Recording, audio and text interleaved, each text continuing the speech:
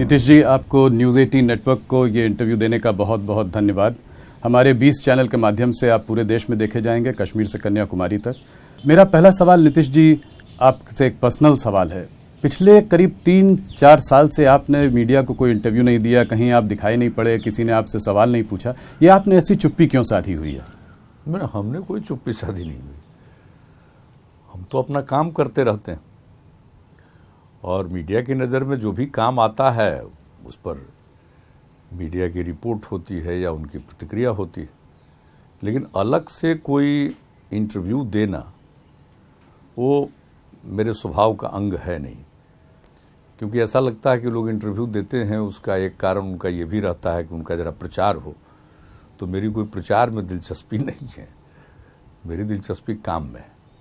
इसलिए, और ऐसा नहीं है कि कोई मीडिया से हम अलग रहते, हमारा इंटरेक्शन होता है लोगों के साथ, लोक संवाद, उसमें सारे मीडिया के लोग मौजूद रहते हैं। उसके बाद बातचीत करते हैं, वो जो भी पूछना चाहे पूछे। या किसी भी प्रोग्राम में तो कोई उनको अलग करके हम काम नहीं करते। आपका जो अलायंस है मोदी जी के साथ, इस वक्त आप बिहार का माहौल कैसे देखते हैं? इस चुनाव को आप कैसे देखते हैं? और बिहार में चेहरा कौन होगा, मोदी या फिर नीतीश कुमार? देखिए, जहाँ तक माहौल की बात है, ये एक होता है सही मायने में जो एक माहौल होता है, जो ग्राउंड लेवल पर होता है, लोगों के मन में कोई बात होती है उसके आधार पर, और एक दूसरा होता है कि लोग माहौल बनाने की कोशिश करते हैं। तो जहाँ तक अगर आप जानना चाहते हो कि बिहार में वास्तविक माहौल क्या है, तो ये एनडीए के पक्ष में। और जहाँ तक सवाल है हम लोगों का, तो एनडीए के साथ हैं और मोदी जी का नेतृत्व है। उनको फिर से प्रधानमंत्री बनना है, इस लक्ष्य के साथ एनडीए के तमाम लोग उनका सहयोग कर रहे हैं। तो इसलिए कोई अलग से बात नहीं है, ये तो पूरे देश का चुनाव है, ये कोई राज्य का चुनाव नहीं है, ये राष्ट्रीय चुनाव है, लोकसभा का चुनाव है। तो लोकसभा के चुनाव के लिए लीडरशिप तो एक ही है और वो है मोदी जी की लीडरशिप है। इसलिए उसमें कोई किसी भी प्रकार का कोई कन्फ्यूजन नहीं होना चाहिए। तो आप कह रहे हैं कि चेहरा मोदी जी का है, चुनाव लोकसभा का है, तो उन्हीं के चेहरे से आप लोग यहाँ पे लड़ेंगे? हाँ, बिल्कुल। और हर राज्य की का अपना एक योगदान होता है, तो वो एक अलग बात है। अब जैसे बिहार का है, तो बिहार में जो कुछ भी राष्ट्रीय स्तर पर मोदी जी ने किया, या उनकी जो छवि है, या उनके काम की चर्चा है, उनकी बातों की चर्चा है, वह एक मुख्य पहलू है। लेकिन इसके अलावा अगर आप किसी भी राज्य में जाइए, खास करके बिहार में आप देखिए, तो बिहार में भी जो काम हो रहा है वह भी लोगों की नज़र में है। तो ये दोनों मिलकर के, जो केंद्र का काम है और राज्य का काम है, दोनों मिलकर इसने एक अच्छा माहौल बनाया है।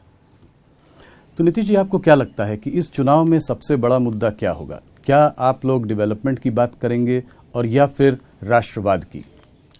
देखिए, मुख्य मुद्दा जो कुछ भी है डेवलपमेंट।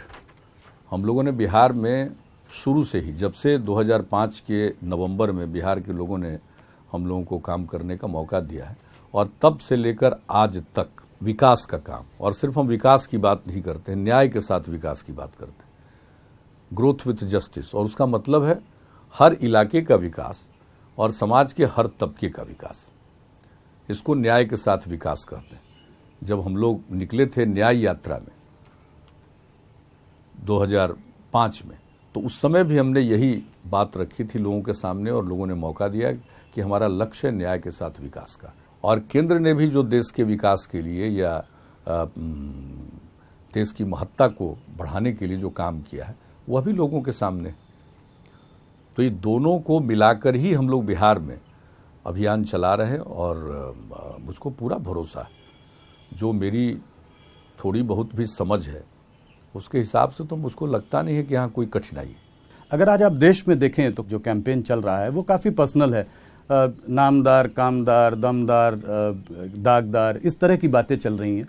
बालाकोट की स्ट्राइक्स हुई हैं, एयर स्ट्राइक्स हुई हैं, उसके बाद से कुछ माहौल राष्ट्रवाद की ओर बढ़ा है। तो क्या आप मानते हैं कि देश में एक राष्ट्रवाद के मुद्दे पर ये चुनाव डिसाइड होगा, उस पर लड़ा जाएगा? कोई राष्ट्रवाद तो एक मौलिक चीज़ है। राष्ट्र के हर नागरिक को अपने देश के प्रति, राष्ट्र के प्रति एक प्रेम का और श्रद्धा का भाव है, इसमें तो कोई शक नहीं। कोई किसी भी विचारधारा का व्यक्ति हो, किसी भी विचार को माने, लेकिन जहाँ तक देश का सवाल है उसके प्रति तो समर्पण सबका होता है। और जो कुछ भी एक जो आतंकवादी हमले के शिकार हुए हमारे सीआरपीएफ के जवान, और उसके बाद जो कुछ भी पूरे देश का माहौल बना, और फिर जो केंद्र के निर्णय के बाद जो आगे कार्रवाई हुई है, उसको लेकर लोगों के मन में एक संतोष का भाव है। तो ये तो अपनी जगह पर है, लोगों को अच्छा लग रहा है। और देश एक ऐसा चीज़ है, राष्ट्र एक ऐसा चीज़ है कि अगर उस पर किसी भी प्रकार का आक्रमण हो या किसी भी प्रकार का खतरा दिखाई पड़े बाहर से, तो पूरा देश एकजुट होता है। उसमें कोई वो राजनीतिक बात नहीं है। और जिनके हाथ में आज नेतृत्व है, इसका श्रेय उनको जाता है। तो इसके लिए तो लोगों को मोदी जी के प्रति एक जिसको कहिए कि सम्मान का भाव है इस कार्यक्रम से। लेकिन और किसी को ऐसा लगता हो कि भाई इसके चलते उनकी स्थिति और बेहतर हो रही है, तो इसको लेकर कई तरह की बात कहते होंगे, लेकिन वो लोगों को पसंद नहीं। 2014 में जब मोदी जी आए थे, तब उस वक्त करप्शन का माहौल था, घोटाले का माहौल था, तो उन मुद्दों को लेकर उन्होंने अपने लिए एक मैंडेट मांगा, अच्छे दिन का वादा भी किया आने वाले समय में। नेशनल स्तर पर अगर आप देखें तो आज भी बात वही हो रही है, वही करप्शन कांग्रेस का, जो कि अब तो पिछले 5 साल से मोदी जी की सरकार है। तो अपने जो उनके अचीवमेंट्स हैं उसको सामने रखने के बजाय बात अभी भी पुराने ज़माने की हो रही है। नहीं, देखिए, ये जो चुनाव का माहौल आता है उसमें कुछ इस तरह की बातें आती रहती हैं, एक दूसरे पर आरोप लगाना, और ये विभिन्न दलों में ये चलता रहता है। लेकिन मुख्य चीज़ यह है कि मूल बात यही है कि आपको अवसर मिला तो आपका जो अचीवमेंट है, आपकी जो उपलब्धि है, वो लोगों के लिए सबसे महत्वपूर्ण बात है। वैसे तो बोलने के लिए तो बहुत कुछ लोगों को बोलना है। ये जो मिशन शक्ति अभी हुई, उसमें प्रधानमंत्री जी ने पूरे देश को संबोधित भी किया। इस पर ऑपोजिशन का मानना ये था कि ये इस वक्त करने की ज़रूरत क्या थी, जब इलेक्शन इतने पास थे, देश को संबोधित करने की क्या ज़रूरत थी। इसमें कहीं ना कहीं भारतीय जनता पार्टी और एनडीए जो है इसको राष्ट्रवाद के ओर ले जाना चाहते हैं, लोगों को भटकाना चाहते हैं, जो कि ज़मीन के असली मुद्दे हैं। ये देखिए, अगर देश की ताकत बढ़ रही है, ये जो स्पेस में कोई सैटेलाइट है और उसके द्वारा अपने देश के खिलाफ कोई बात हो रही है, और ऐसी जानकारी हो तो उसको हिट करने की भी ताकत अपने पास हो गई, और ये दुनिया में चौथा देश है जिसके पास ये ताकत हो गई, तो इसमें तो खुशी है। अपने वैज्ञानिकों के प्रति ये सम्मान की बात है कि हमारे यहाँ भी स्पेस साइंस में इतने अब वैज्ञानिक हैं, और ये सबको मालूम है कि हमारे वैज्ञानिक बहुत ही योग्य हैं और समर्पित भाव से अपना काम करते हैं, और उसके लिए यह भी एक अचीवमेंट। तो अचीवमेंट है तो पूरे देश का अचीवमेंट है वैज्ञानिकों की बदौलत, एक तरह से देश की रक्षा का अचीवमेंट है। और वैसी स्थिति में देश का जो नेतृत्व करते हैं प्रधानमंत्री, अगर उनकी तरफ से कहा गया तो इसमें कोई ऐसी बात नहीं है कि इसको कोई विवाद का मुद्दा बनाना चाहिए। राहुल गांधी वैज्ञानिकों को तो बधाई दे रहे हैं, मगर कह रहे हैं कि उस दिन थिएटर डे उन्होंने करार दिया कि ये बात है। देखिए, कुछ लोगों की आदत है इस तरह की बात करना, व्यक्तिगत रूप से प्रहार करना। हम उस चीज़ को ठीक नहीं मानते हैं, और व्यक्तिगत रूप से हमारा देश के 2014 में तो हम लोग खिलाफ थे, हम तो अलग थे। लेकिन व्यक्तिगत रूप से कोई बात कहना, वैचारिक बात कहनी चाहिए। अगर कोई विपक्ष में, स्वाभाविक है विपक्ष को भी चुनाव लड़ना है, और विपक्ष का भी दावा होगा कि जनता हमारा समर्थन करेगी, तो ये सब बात कोई ऐसी बात नहीं, लोकतंत्र में तो ये स्वाभाविक चीज़ है। लेकिन आप जान लीजिए कि लोग यह भी तो देखते हैं कि भाई आज जिनके हाथ में हम लोगों ने कमान सौंपी, 5 साल के बाद उसको देखकर उसकी समीक्षा करके फिर हम अवसर दे सकते हैं। लेकिन जो दूसरे लोग हैं जो उसके विरोध में अपनी बात कहते हैं, उनको भी तो ये साबित करना पड़ेगा कि वो योग्य है। अब आप दूसरी तरफ देख लीजिए किस प्रकार का अलायंस है, अलग अलग जगहों पर जो सिचुएशन है, स्थिति है। बिहार में भी अब देखिए, पहले बात चल रही थी कि सीपीआई भी रहेगी, सीपीएम भी रहेगी, अब क्या स्थिति आ गई है। यूपी में देख लीजिए, सपा बसपा का गठबंधन है, कांग्रेस अलग है। अब केरला की बात देख लीजिए, जो निर्णय हुआ है कि वहां से भी चुनाव लड़ेंगे राहुल गांधी, तो वो एक कैसी स्थिति उत्पन्न हो रही है, अब लेफ्ट पार्टीज का क्या कमेंट हो रहा है। तो आप देखिएगा कहीं भी, चाहे देश का दक्षिणी हिस्सा हो, उत्तरी हिस्सा हो, पूर्वी हो, पश्चिमी हो, सेंट्रल पॉइंट, आप हर जगह देखेंगे कि पॉलिटिकल पार्टी जो विपक्ष में है उनके बीच में आपसी सहमति भी ठीक से नहीं। पर कहीं ना कहीं 2014 में जब आप भी मोदी जी के खिलाफ थे, दूसरी तरफ थे, तो आप भी इसी समूह का एक हिस्सा थे विचारधारा के तहत।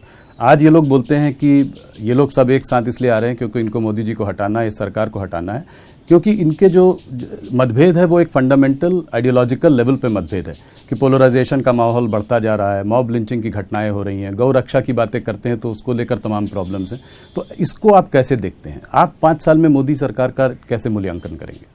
आप देखिए, एक बात तो ठीक है, 14 में तो बिल्कुल हम अलग थे, किसी के साथ नहीं। हम लोगों ने तो बिहार में जो अपना चुनाव अभियान चलाया था, सब कुछ किया, और उस समय एक मोदी जी की लहर आ गई थी, तो एक दूसरी बात थी। लेकिन जो सबसे बड़ी बात है कि बिहार में हम लोगों ने एक अलायंस बनाया, उसका नामकरण हमने ही किया था महागठबंधन जी। आज वो लोग महागठबंधन, अब उसमें है ही नहीं, तो महागठबंधन कहाँ है? वो गठबंधन हो सकता, महागठबंधन क्या है? लेकिन आप जरा देख लीजिए कि उन लोगों के आपस के संबंध कितना बिटरनेस रहा एक एक चीज को लेकर के। ये तो एक बात है, लेकिन आप समझ लीजिए कि जो मूल उद्देश्य है हम लोगों का, हमने बिहार की सेवा की है, और बिहार की सेवा की है, और हमने प्रारंभ से कहा है कि हम न करप्शन के साथ कॉम्प्रोमाइज कर सकते हैं, न क्राइम के साथ कर सकते हैं, और न कम्युनलिज्म के साथ कर सकते हैं। ये हम लोगों का शुरू से था। अब ये बात देख लीजिए, करप्शन का इशू आता है, हमने तो इतना ही कहा था कि आप लोग एक्सप्लेन कर दीजिए आपके ऊपर जो चार्जेज आए हैं। अब तो खैर चार्जशीट भी दायर हो गया, एक अलग बात है, अब तो कोर्ट में केस है, लेकिन इसको एक्सप्लेन नहीं कर सके। हमने कांग्रेस पार्टी के नेता राहुल जी को भी कहा कि भाई आप भी कहीं एक्सप्लेन कर दे ताकि हम लोग जाने, लेकिन वो भी एक्सप्लेन नहीं करवा पाए। और पूरे मीडिया में ये बात आ रही थी कि हम करप्शन के साथ कॉम्प्रोमाइज़ कर रहे हैं, हमने नहीं कॉम्प्रोमाइज़ किया।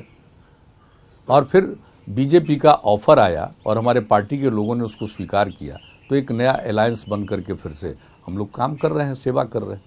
लेकिन जो भी सेवा कर रहे हैं, आप उसको गौर से देखिए कि किसी भी प्रकार का कोई परिवर्तन नहीं है। जो काम का सिलसिला हमने 2005 के नवंबर से शुरू किया, वही ट्रेंड।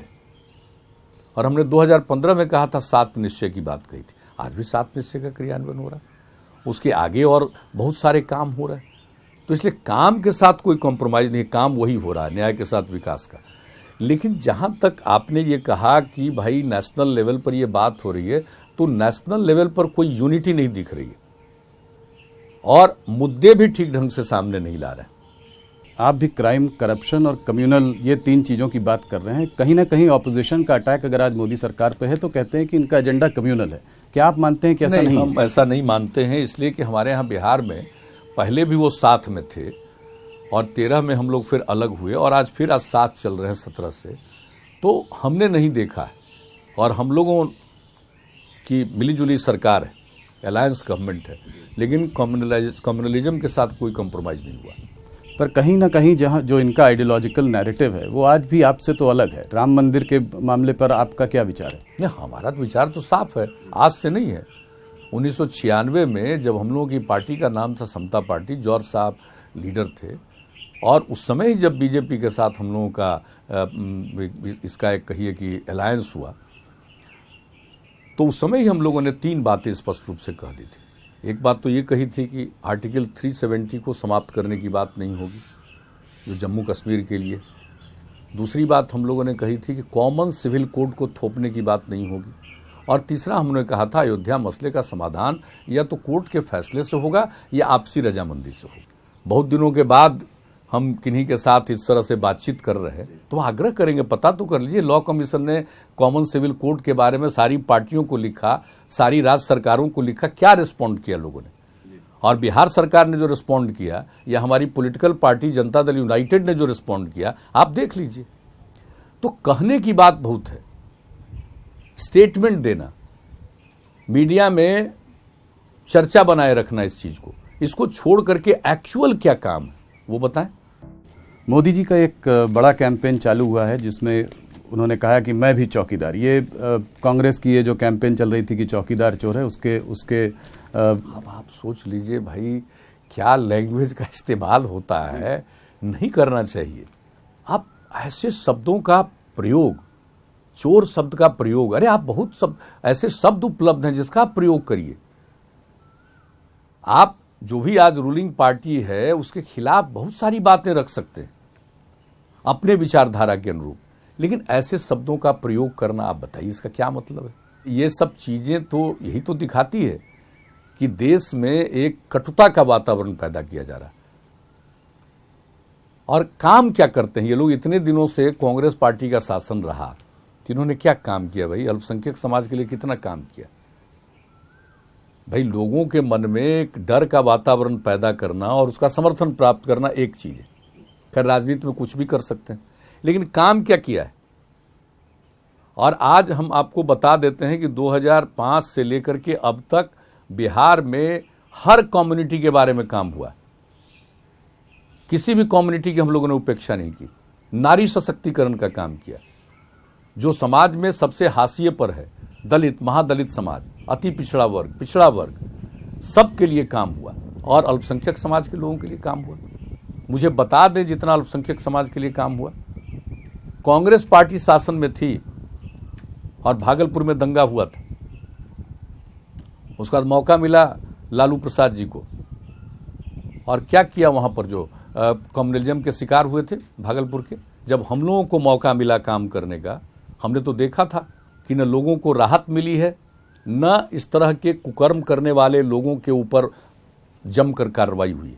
हमने फिर से कई केसेज को रिवाइव किया और कोर्ट में मामला गया, लोगों को सजा हुई, लोगों को हम लोगों ने वहां पर पेंशन की योजना शुरू करवाई, एक एक चीज करवाया है जिनका जो नुकसान हुआ। बात है वोट जिसको चाहे लोग दे सकता है। आप समझ लीजिए, कोई भी कम्युनिटी जिसको उचित समझेगी उसको वोट देगी, जो भी वातावरण होगा। लेकिन जो सबसे बड़ी बात है, यहां देख लीजिए, लोग जो चाहे बोल लें, लेकिन आज जो दावा करते हैं बहुत सारे लोग शेड्यूल कास्ट की, शेड्यूल ट्राइब की, किया क्या है? आप यहां का उदाहरण देख लीजिए। मोदी जी के काम को आप 1 to 10 के स्केल पर अगर आपको उनको वो करना पड़े तो आप कितने नंबर देंगे? नहीं, देखिए ये सब स्केल पर मेजरमेंट ठीक नहीं है। क्या अच्छे दिन हम उनको क्यों कहें 10 से भी कम? जी, तो आप कह रहे हैं 10 आज चुनाव का माहौल है, 10 से भी कम क्यों करें? हम तो कोई इंडिपेंडेंट है नहीं एनालिस्ट, हम तो सहयोगी हैं। और हम अपने बिहार के एंगल से देख रहे हैं कि बिहार में चाहे इंफ्रास्ट्रक्चर का हो, उसमें जो उन लोगों ने कहा था उस सिलसिले में काम बहुत हुआ, जो कुछ भी जरूरत थी। और बिहार में तो कई काम हुए जिसको सेंट्रल गवर्नमेंट ने भी एडॉप्ट किया। अब जैसे हम लोगों ने निर्णय लिया था अपने 7 निश्चय के अंतर्गत कि हर घर बिजली का कनेक्शन देंगे, अब राष्ट्रीय योजना बन गई। और आप जान रहे हैं बिहार में हर घर को बिजली पहुंचा दिया हम लोगों ने। 2018 के 31 दिसंबर का लक्ष्य था, उसको 25 अक्टूबर 2018 में पहुंचा दिया। तो एक एक काम हुआ है। काम में उनका जो सहयोग है केंद्र का, तो हम तो अप्रिशिएट करेंगे। कहीं ना कहीं कुछ गलतियां भी हुई होंगी। आपने डिमोनेटाइजेशन का शुरू में आपने उसकी तारीफ की, आपने कहा कि ये एक सहज कदम है। उस वक्त आप मोदी जी के संग थे भी नहीं। इनफैक्ट उसको टर्निंग पॉइंट देखा जाता है आपकी रिलेशनशिप में कि आपने पहली बार उनके कोई काम का वो किया। नहीं, ये टर्निंग पॉइंट नहीं है जी। पहला आपको बता देता हूं, जो नोटबंदी हुई जी, और उसके बाद उस समय के आदरणीय राष्ट्रपति जी थे प्रणब बाबू, जो कांग्रेस के नेता रहे और देश के फाइनेंस मिनिस्टर रहे।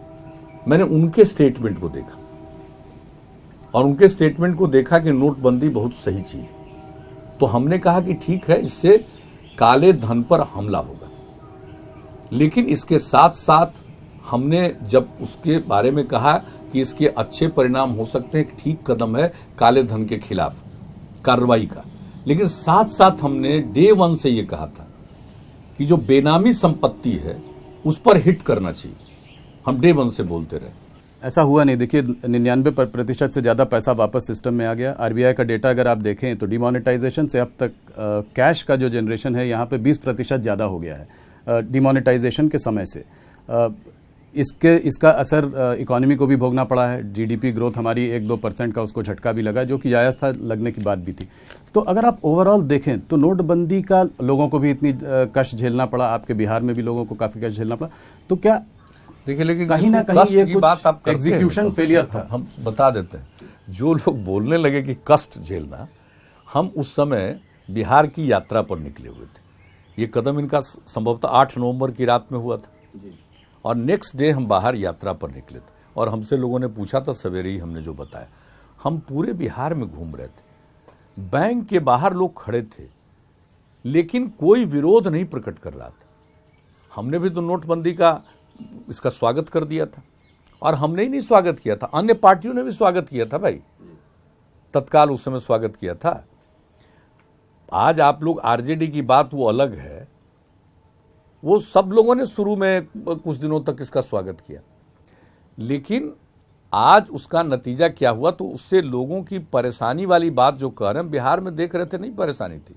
जो केंद्र सरकार का कहना है, इसके बारे में बार बार वो लोग बताते हैं कि इस कदम के जरिए उन लोगों ने जो काला धन था उस पर बहुत हद तक नियंत्रण किया है, और इसके बारे में बहुत सारे लोग जो अपना टैक्स का पेमेंट नहीं करते थे, अब टैक्स पेयर्स की संख्या बढ़ गई है। कई प्रकार से उसका लाभ बताते हैं। अभी आप विजय संकल्प रैली पर मोदी जी के संग मंच पर थे, जहां आपने कहा कि बिहार में कहीं ऐसा ना हो इस बार हम लोग 40 की 40 सीट जीत जाएं। ये उत्साह, ये विश्वास आपको कैसे है? नहीं, उत्साह क्या है, ये हमको लगता है बिहार में जो काम हुआ है और केंद्र ने जो काम किया है, इसको मिला करके लोगों के मन में एक संतोष का भाव है, और जब लोगों के मन में सेटिस्फैक्शन का भाव है तो जरूर जीतेंगे। तो 3-4 वो कौन से मुद्दे हैं जिनको लेकर आप पब्लिक के बीच में जाएंगे? हम तो भाई जो काम करते हैं उसी के मुद्दे को लेकर हम जाते हैं, हमारे लिए कोई और दूसरा मुद्दा नहीं है। और दूसरी बात है, जो हम लोगों ने काम किया है समाज सुधार का, उन मुद्दों को लेकर हम लोगों के सामने रखते रहते हैं। और इसके अलावा जब हम लोग गांधी जी का 150वीं जयंती मना रहे हैं और 150 साल पूरा होने पर वो 1 साल और मनाएंगे, तो गांधी जी के विचारों को फैला रहे हैं। उन्होंने 7 सामाजिक पाप की बात कही है, उसकी चर्चा करते हैं। सिद्धांत के बिना राजनीति एक सामाजिक पाप है। अब देख लीजिए राजनीति में कितना सिद्धांत बचा है, सिद्धांत पर कम चर्चा हो रही है। ये जुबानी जंग चल रहा है, कटुता पैदा करने की स्थिति पैदा हो रही है दोनों तरफ से। और दूसरी तरफ देख लीजिए तो गांधी जी ने कहा था दूसरा सामाजिक पाप है काम के बिना धन। अब आज देख लीजिए, बिना मेहनत किए धनार्जन करना चाहते हैं लोग। चाहे आपके साथ पॉलिटिकल पावर आ जाए, एग्जीक्यूटिव पावर आ जाए, किसी तरह से आपको कोई काम की जिम्मेवारी मिल जाए, तो काम करने के बजाय उसके माध्यम से जो आपको रिस्पॉन्सिबिलिटी दी गई है उसके माध्यम से धन कमाने लगी। आज जरा देख लीजिए, इस पर क्यों चर्चा नहीं करते हैं? हमको राहुल जी से और कुछ नहीं कहना है। जिस ऑर्डिनेंस को फाड़ा आपने, उनके साथ बैठ करके आपने अलायंस इस रूप में किया है, आप जरा बताइए। जब चार्जशीट हुआ है तो आपका कोई कमेंट नहीं। अभी इनके एक और बड़े सलाहकार हैं farmer RBI governor Raghuram Rajan, उनके संग बैठकर इन्होंने एक स्कीम बनाई है, न्यूनतम आय की स्कीम, न्याय जिसको बोला जा रहा है। कह रहे हैं कि जो 20% जो सबसे नीचे का वर्ग है उसके लिए हम लोग न्यूनतम 6,000 रुपये माह की व्यवस्था करेंगे, 72,000 रुपये साल। क्या आपको लगता है कि ये कोई गेम चेंजर, एक मास्टर स्ट्रोक हो सकता है? कौन सलाहकार है मेरी व्यक्तिगत जानकारी नहीं, लेकिन मैं एक ही बात कहूंगा कि अभी स्कीम तो है नहीं, एक घोषणा है कि हम ऐसा स्कीम बनाएंगे। नंबर 1, अगर मौका मिलेगा तब स्कीम बनाने की बात होगी। स्कीम ये बना नहीं पाएंगे, और अगर कागज पर स्कीम बना भी लेंगे तो इसको एग्जीक्यूट नहीं कर पाएंगे। क्योंकि आपको पता कैसे चलेगा? पहले पूरा का पूरा सिस्टम को ठीक करिए। कोई सर्वे नहीं है, कोई आंकड़ा नहीं है, एक जनरल बात होती रहती है, लेकिन एक्चुअल कौन कितनी आमदनी का है इसका कोई आंकड़ा नहीं है उपलब्ध।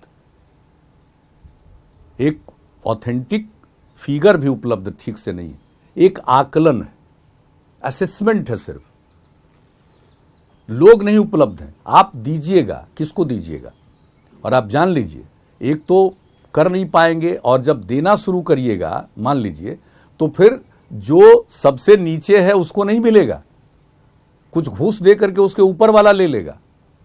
इसलिए जब कोई स्कीम के बारे में सोचिए तो मैं तो यही कहूंगा कि उसके एग्जीक्यूशन के बारे में सोचना चाहिए।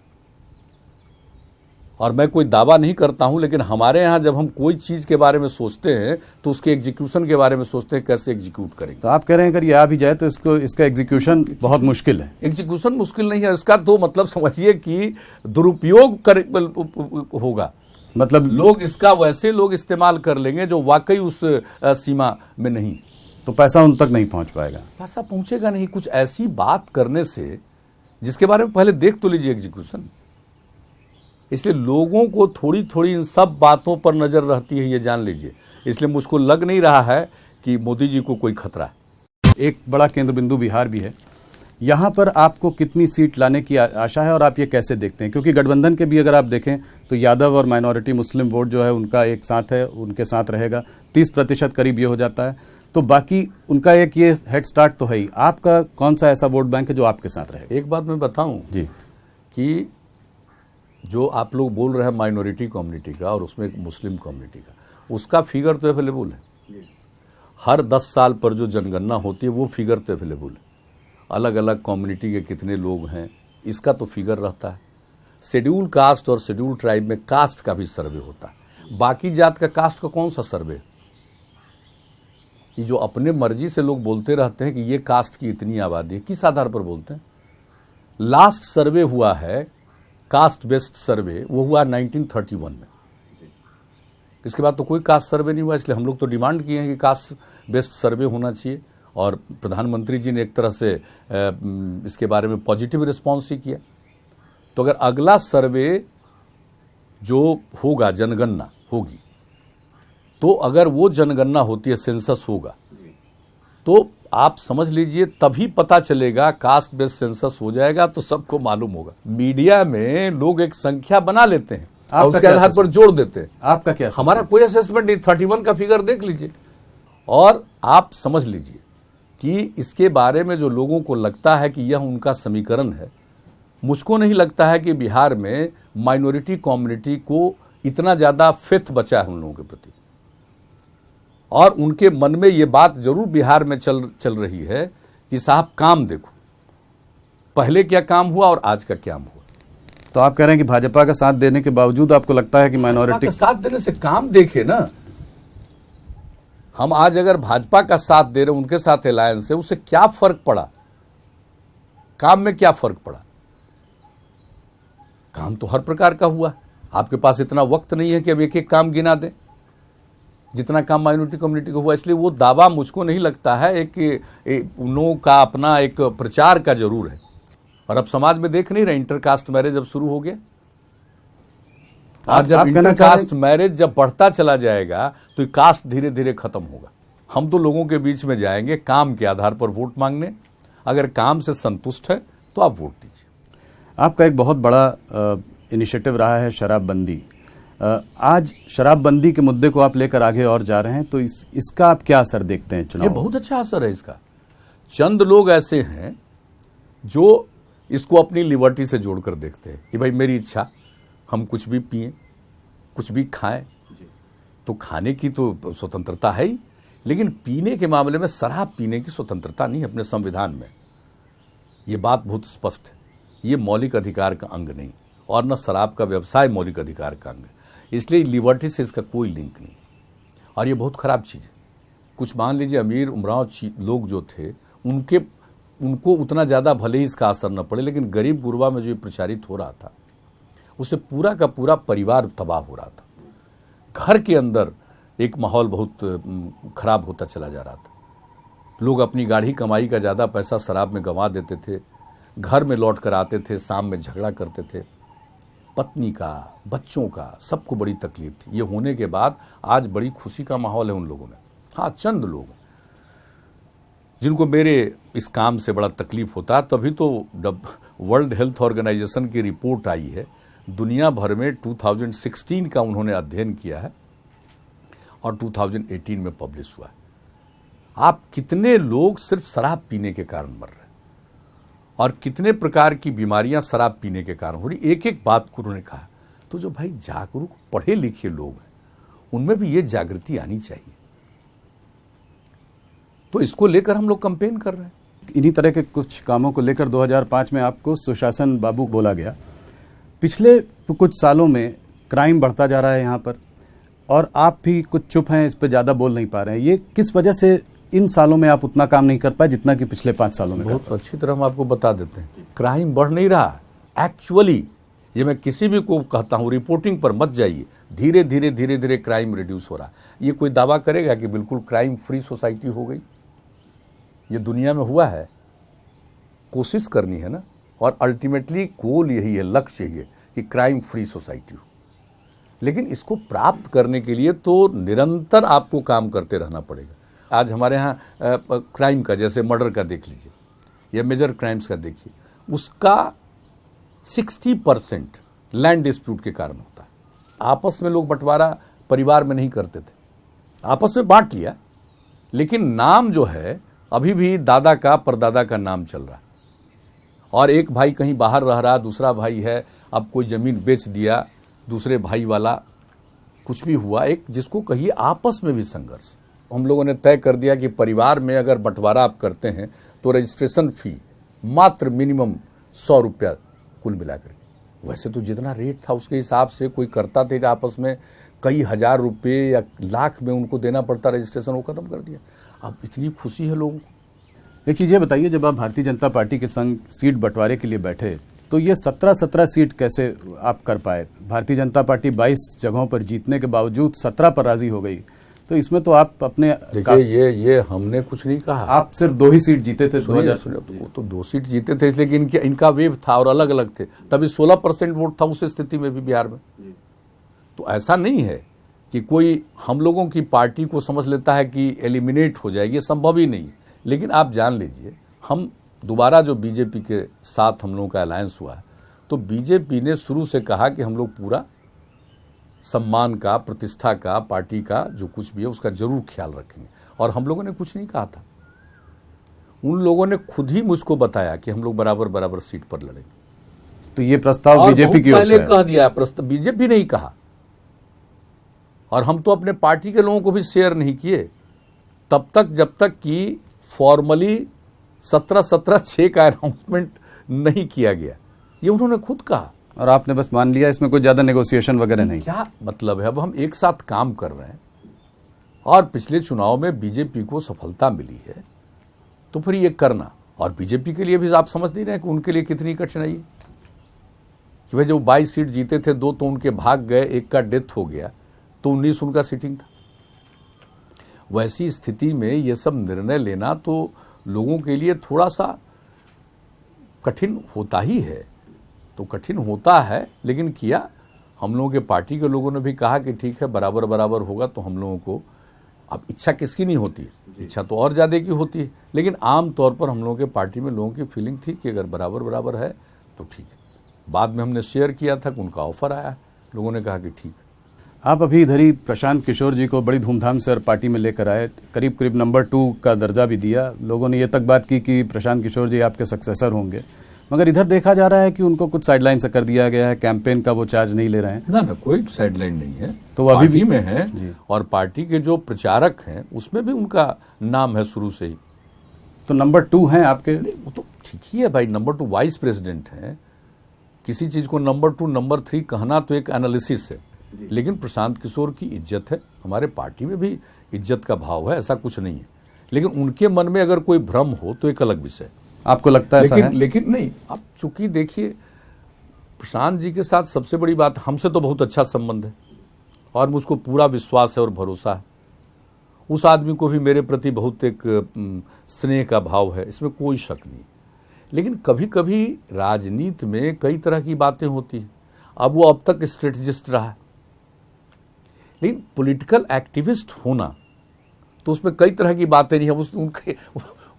उसको तो सब लोगों से जान पहचान है। भाई देश में कौन पॉलिटिकल लीडर है, कौन पॉलिटिकल पार्टी है जिनके साथ जान पहचान नहीं है, उनको कौन से मीडिया के बड़े बड़े लोग हैं जिनसे उनका संपर्क नहीं है। प्रशांत किशोर को कौन नहीं जानता, वो तो जहां चाहते उनको जगह मिल जाती।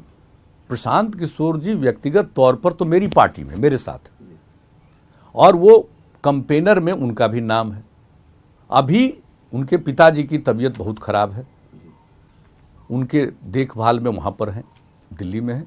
हमारी बात होती रहती है, कोई दिक्कत नहीं, किसी बात का एक इंटरप्रिटेशन, एक उस व्यक्ति को भी, चूंकि पॉलिटिकल एक्टिविस्ट के रूप में तो काम की शुरुआत हुई है ना, और वो पॉलिटिकल स्ट्रेटेजिस्ट है, वर्कर नहीं। हाँ, वो स्ट्रेटेजिस्ट के नाते सारे लोगों से इतना बड़ा संबंध, लेकिन फिर भी उस व्यक्ति को क्या लगा कि हम बिहार के रहने वाले हैं और बिहार की उनके मन के अनुकूल पार्टी और इसके साथ रहे।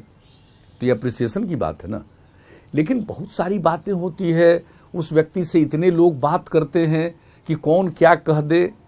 तो मतलब एक आध हम जानते हैं, हम नाम नहीं ले सकते हैं। हाँ। हमारे मीडिया के पुराने मित्र हैं एक आध, वो कुछ कभी क्या बोल देंगे कि कौन क्या बोल रहा है, कौन क्या बात करेगा। लालू जी भी बात करते हैं, ये तो लोगों को पता ही है। लालू जी प्रशांत किशोर तो जेल में रहने पर भी जेल से बात करते रहते हैं। नियम चाहे जो भी हो कि जेल से आप बात नहीं कर सकते, लेकिन फैक्ट सबको मालूम नहीं है, तो सबसे बात करते। तो कौन क्या किसको कह देगा, और जो नए सिरे से पॉलिटिकल एक्टिविटीज में आएगा उसको ये बात में कुछ थोड़ा सा वक्त लगेगा, ज्यादा नहीं लगेगा, कुछ समय लगेगा।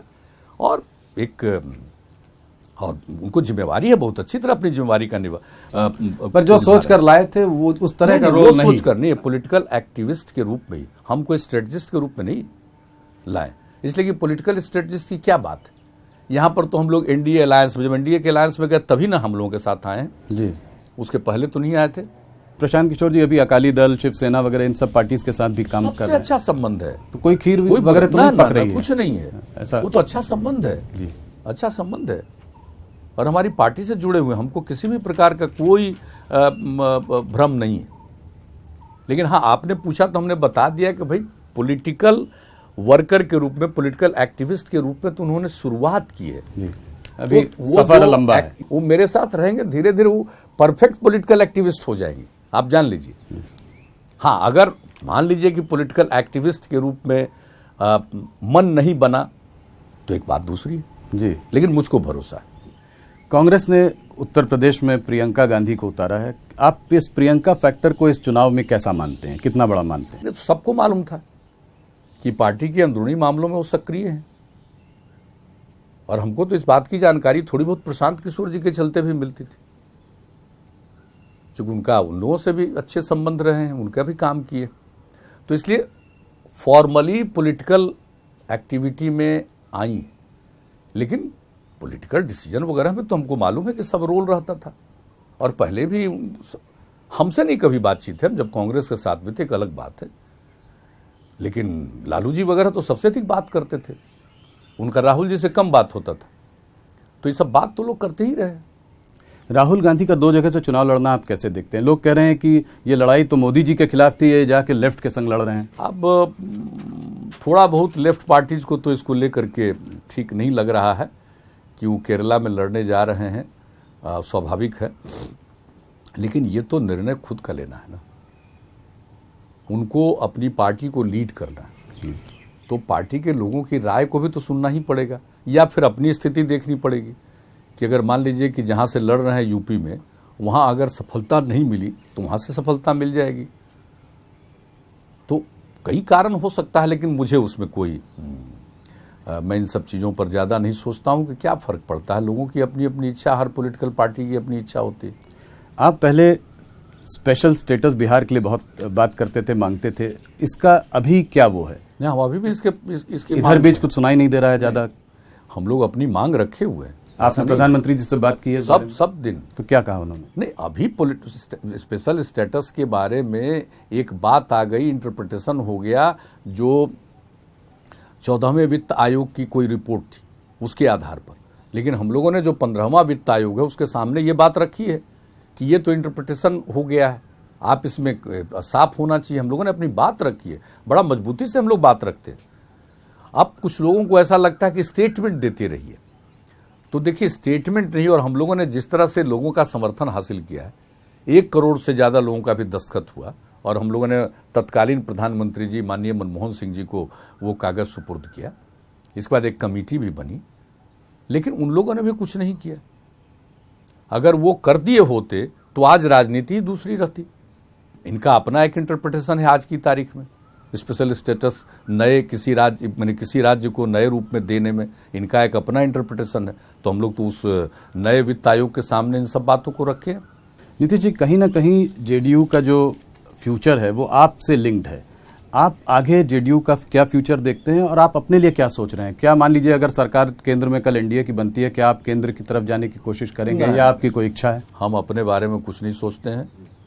हम तो बिहार के बारे में या बिहार के बाहर भी जो हमारी पार्टी है उसके बारे में जरूर जो करना है, आज पार्टी के राष्ट्रीय अध्यक्ष की भी जिम्मेवारी है, तो हम देखते हैं, इसमें कोई शक नहीं। और जहां तक जनता दल यू की बात है, इसमें अब यंग जनरेशन के लोग जुड़ रहे हैं बहुत, तो सक्सेशन प्लान है? नहीं है, नहीं, वो तो ऑटोमेटिक होता है ना, ये सब चीजें ऑटोमेटिक होगी, उसके लिए कोई सोचने की बात नहीं, क्योंकि यहाँ तो वंशवाद है नहीं यहाँ तो पूरा का पूरा पार्टी ही एक परिवार है।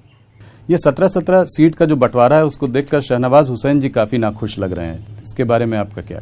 पता नहीं अब काहे नाखुश है, उसको तो पूछना चाहिए अपने पार्टी में, वो शायद चुनाव समिति का मेंबर है तो उनको पूछना चाहिए था, उनको तो अपने पार्टी से पूछना चाहिए था। मांगे हैं भागलपुर सीट, ये तो अपनी पार्टी में जाकर के पूछे, किसे पूछता नहीं, क्यों नहीं पार्टी के अध्यक्ष से पूछते, क्यों नहीं यहाँ के जो प्रभारी हैं पार्टी के उनसे बात करते हैं, इस तरह की बात करना। और आपको मालूम है शाहनवाज हुसैन को बीजेपी ने टिकट कब दिया? जब यहाँ सरकार बनी, हम भी एमपी थे और डिप्टी सीएम सुशील मोदी जी भी एमपी थे, वो भागलपुर से जीते थे एमपी, और उपचुनाव था, जाकर के पूछ लीजिए अभी आप अरुण जेटली जी से, सुशील मोदी जी से पूछिए किसने इंसिस्ट किया कि इनको शाहनवाज हुसैन को चुनाव लड़वाइए भागलपुर से। हम उस पार्टी के सदस्य नहीं थे, अलायंस में थे, एक दूसरे के साथ बहुत अच्छा संबंध था, मेरी बात मान करके इनको टिकट दिया, क्या रिश्ता था भागलपुर से, अगली बार भी जीत गए। लेकिन इस तरह की बात करना, हमने कहां कोई सीट मांगी, हमने अगर एक सीट के लिए इंसिस्ट किया है बिहार में तो थी दरभंगा की सीट। मैं आपको अंदरूनी बात बताता हूं, क्या हुआ उसमें? नहीं माने, यह अलग बात है। वो जितनी सीटों में उनको जीत नहीं मिली, 9 सीट में, उसमें एक अररिया को छोड़ करके बाकी उन्होंने हम लोगों को हवाले किया, और उसमें 2 हम लोग जीते हुए थे, पूर्णिया और नालंदा। नीतीश जी, कहीं ना कहीं लेकिन इस तरह का बयान ठीक नहीं, इस तरह का बयान ठीक नहीं, और मैं चाहता हूं कि इसको बीजेपी को भी एक्सप्लेन करना चाहिए और उस व्यक्ति को इस तरह का बयान नहीं देना चाहिए। ये बयान देना उनका नुकसान पहुंचाएगा, इस तरह का वक्तव्य नहीं देना चाहिए। नीतीश जी, कहीं ना कहीं लोग कहते हैं कि आप जो है किसी एक पार्टी या किसी एक आदमी के साथ रिलेशनशिप आपकी लंबे समय तक नहीं रहती है। अब आप मोदी जी को ही ले लीजिए, आपने एक समय में कहा था कि मिट्टी में मिट जाऊंगा पर भाजपा का साथ नहीं दूंगा, फिर आप मोदी जी के साथ थे, फिर आप मोदी जी से दूर हो गए, आज फिर आप मोदी जी के साथ हैं, बीच में लालू प्रसाद जी भी आए। तो लोग कहते हैं कि कभी भी आप यू टर्न ले लेते हैं, आप पलटू राम भी लोग आपको बोलते हैं, तो इसके बारे में आप क्या कहते हैं? क्या ये भाजपा के संग जो ये रिलेशनशिप है हमारा ये स्थिर है? सोच लीजिए, जौहर साहब के लीडरशिप में 1994 में समता पार्टी बनी, उसका नामकरण जनता दल यू बाद में हुआ। आप सोचिए 1996 से बीजेपी के साथ हम लोगों का अलायंस हुआ, 13 में हम लोग अलग हुए और फिर बीजेपी के साथ हम लोगों का अलायंस हुआ, बीच में महागठबंधन हम लोगों ने बनाया। अब आप सोच लीजिए कि जब करप्शन का इशू आ गया तो उससे कॉम्प्रोमाइज संभव नहीं था, इसलिए अलग होने का फैसला हुआ। और फिर बीजेपी का इस प्रकार का एक प्रस्ताव था, उनको ऐसा लगा कि हम लोग मिलकर चलें, और हमारे पार्टी के लोगों को ये चीज़ एक्सेप्टेबल था, ये हो गया है। और जब हो गया है तो काम हो रहा है, किसी तरह की कोई दिक्कत नहीं। पहले भी काम हो रहा था, आज भी काम हो रहा है, बीच में भी हम लोग काम कर रहे थे। तो इसको कह देना और बड़ी आसानी से मेरे ऊपर, पता नहीं क्यों लोगों को आनंद आता है कुछ से कुछ कहने का, तो भाई कहे नहीं, जो आंध्र प्रदेश के उनके ऊपर में कहते हैं, अन्य लोगों के ऊपर में क्यों नहीं कहते? जो एनडीए के साथ था छोड़ करके वो दूसरी तरफ चला गया, उसके ऊपर में क्या लोग कहते हैं? उसको अचीवमेंट मानते हैं, उपलब्धि मानते हैं, और हमको कहते हैं पलटू है। तो भाई अच्छा रहे, खुश रहो, लेकिन हमको पलटू कहोगे, पलटोगे आप, कोई भविष्य नहीं। इस तरह की भाषा को कोई पसंद नहीं करता है, लोग काम को देखते हैं। पलटना उसको कहते हैं कि हमारा जो बेसिक कमिटमेंट है उसमें कोई कॉम्प्रोमाइज करते, उसको कहते हैं पलटना। क्या आपको लगता है कि भारतीय जनता पार्टी को अपने आप में, बिना एनडीए की बात नहीं कर रहा हूं, पूर्ण बहुमत मिलेगी? क्या मोदी लहर जो 2014 में थी वो आज भी उसी तरह से प्रबल है? देखिए, उस समय की बात दूसरी थी। उस समय जो यूपीए की सरकार थी कांग्रेस के नेतृत्व में, उसके विरोध में बहुत जबरदस्त लोगों को, जिसको कहिए कि एक मन में तकलीफ थी, गुस्सा था जी। तो उसके चलते एक किसी को जिताना है, उसके पक्ष में वातावरण हुआ। आज तो कोई मोदी जी की सरकार के खिलाफ कोई ऐसा है नहीं। तो अब तो एक, जिसको कहिए कि एक नॉर्मल ढंग से चुनाव चल रहा है, कुछ लोग प्रयास कर रहे हैं, उससे कोई फायदा नहीं। जनता निर्णय लेगी और मुझको ऐसा लगता है कि मोदी जी के विकल्प में जो स्वरूप दिख रहा है उसमें उतना दम नहीं दिख रहा है कि वो कोई बहुत जबरदस्त ढंग से चुनौती दे पाएंगे पूरे देश को अगर मिला लीजिए तो। एक समय में आपको भी मोदी जी का विकल्प माना जाता था, देखा जाता था उसके रूप भला में। बताइए, हम हैं बिहार में, हम लोग किसी के विकल्प हो सकते हैं? नहीं, बिल्कुल नहीं, बोला हमारा जाता वो था। कभी सपना नहीं है बाप, ये तो हम सोच भी नहीं सकते। बहुत ये पार्टियों कई ने लोग मिलकर- बोलते थे तो हमको लगता था कि भाई मेरा ही मजाक कर रहे हैं। बहुत पार्टियां मिलकर आपको खड़ा करना चाह रही थी वो अलग बात है। हमारा कहीं ना कहीं किसी आपको के ऐसा साथ लगता भी है कि हमने आज तक, भाषा हो या व्यवहार हो, हमने किसी के साथ दुर्व्यवहार नहीं किया। विचार अलग भी हो, हम इज्जत रखते हैं, यह बात अलग है। हम संसद के 6 बार सदस्य रहे, केंद्र में मंत्री रहे, जो भी हमसे संभव हुआ सबकी हम लोगों ने सेवा की है। आप पूछ लीजिए, किसी भी पार्टी के लोग हों, आप जाकर पूछ लीजिए, हम लोगों ने काम किया। आज भी कोई पार्टी का आदमी हो, अगर उसकी बात सही है तो उस पर हम काम करते हैं। लालू तो प्रसाद हमारा जी के संग मकसद ही आपके- दूसरा है। जी, लालू प्रसाद जी के संग कैसे आपके टर्म्स है? अरे भाई, व्यक्तिगत हमको क्या दुश्मनी है, हमको तो चिंता लगी रहती है। आप लोग छोटे भाई बड़े भाई, आप लोगों को बोला? अरे ये वो बोलते रहते हैं, आप ठीक से जानते नहीं हैं कि लालू जी जो पटना यूनिवर्सिटी छात्र संघ का चुनाव जो जीते, तो हमारा कितना समर्थन था।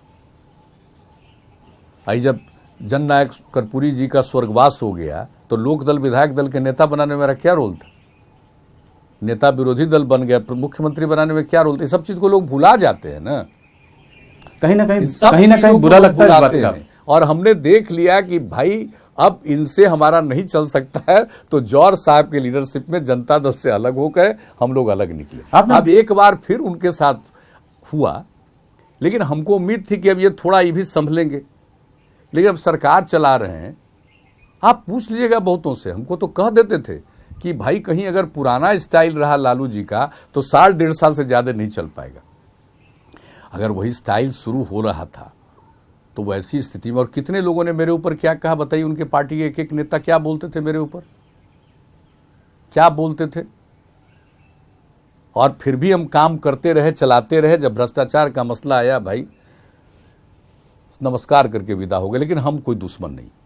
एक आध पर्सनल सवाल आपसे पूछने थे। लोग कहते हैं कि आप लोनर हैं, आप अकेले रहना पसंद करते हैं, आपके साथ वाले लोग भी जो है बीच बीच में आपसे जुड़ते हैं, फिर हट जाते हैं, फिर वापस आ जाते हैं, मगर एक तरीके से आप अपने आप में रहने वाले व्यक्ति हैं। मैं पता नहीं क्यों ऐसा इंटरप्रिटेशन है। हम तो अपना काम करते हैं और सारे लोगों के साथ बैठ करके काम करते हैं। हम लोगों के बीच में जाते हैं, हम लोगों के साथ इंटरेक्ट करते हैं, लेकिन सारा काम करने के बाद अब कुछ बचा नहीं कि भोजन करिए और विश्राम करिए। 6 घंटा 7 घंटा जो भी आपको समय मिला, तो उसमें क्या कीजिएगा भाई। ऐसा नहीं है कि हम अपने में कन्फाइंड हैं, अपने में तो हम मिनिमम कन्फाइंड हैं।